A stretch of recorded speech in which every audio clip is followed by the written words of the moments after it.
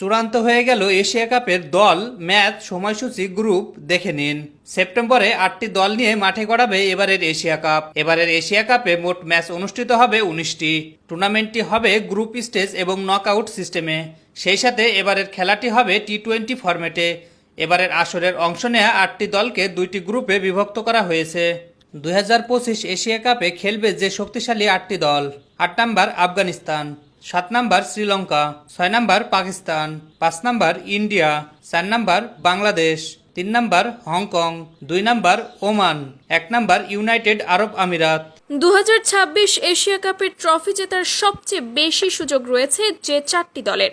চলুন এক নজরে দেখে নেই। Number 4 Sri Lanka 70%, number 3 Pakistan 85%, number 2 Afghanistan 90% এবং নাম্বার 1 ভারত 95%।